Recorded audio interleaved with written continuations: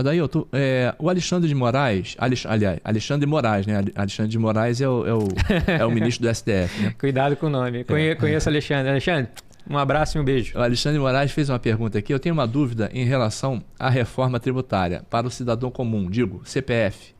Como fica a tributação deste contribuinte? Difícil a pergunta. Mas começa a responder se você quiser responder, senão eu respondo aqui para ele. Porque realmente está tão incerto assim que... Então, assim, eu posso dizer o seguinte, Alexandre. A reforma tributária, ela vai inserir no nosso ordenamento jurídico a figura do imposto sobre o valor agregado, né? Que é o imposto que eles estão cobrando aqui, o mais caro do mundo, né? Para variar. Esse imposto, que é o IBS, Imposto sobre Bens e Serviços, ele vai substituir o ISS dos municípios e o ICMS dos estados.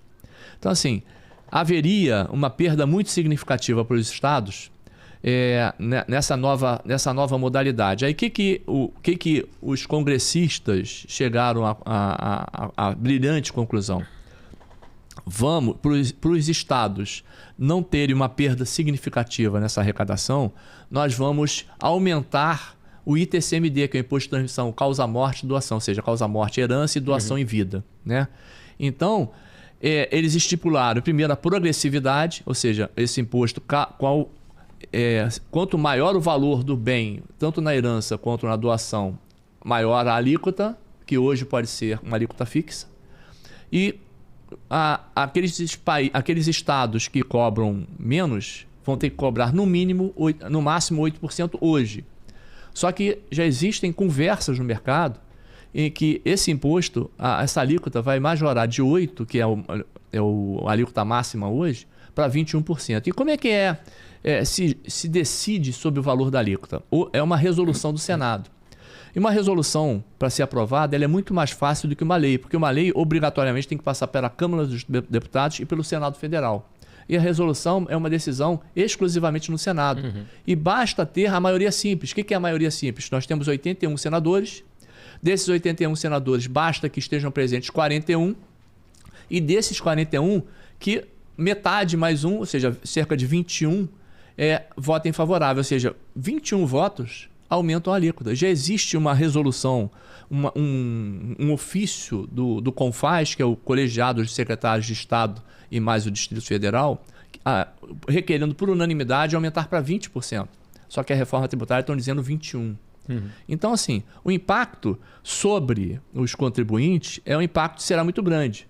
Se a pessoa não fizer uma holding hoje, os filhos vão ter que pagar no inventário 8% e se a alíquota aumentar, 21% só de imposto.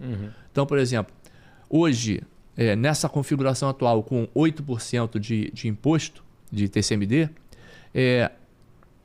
uma família, né, os herdeiros, eles perdem de 20% a 40% do patrimônio que foi juntado durante décadas, né, por causa de custos de inventário, ITCMD, honorários, cartórios de notas, cartório de imóveis.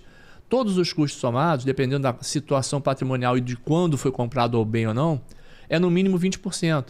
Porque se os herdeiros não tiverem como pagar essa primeira parte, que chega até 20%, eles terão que vender um dos imóveis, por exemplo. E dependendo da venda do imóvel, né, que é a cessão de direitos hereditários, esse imóvel, ao ser vendido, ele será vendido para um investidor. E o investidor quer ter o lucro e ele ainda vai ter que pagar o inventário. E como ele é um investidor, haverá um deságio de até 20% desse imóvel. Então, ou seja, imóvel que vale 1 milhão vai ser vendido por 800 mil. E dependendo, por exemplo, se for comprado por 300, vai ter um imposto de renda sobre o ganho de capital, sobre a diferença entre o valor recebido e o valor de aquisição. Então, você soma isso tudo, dá até 40%. Hoje, com a alíquota de 8%. Se essa alíquota for para 21%, aí vai arrebentar. É quase um divórcio.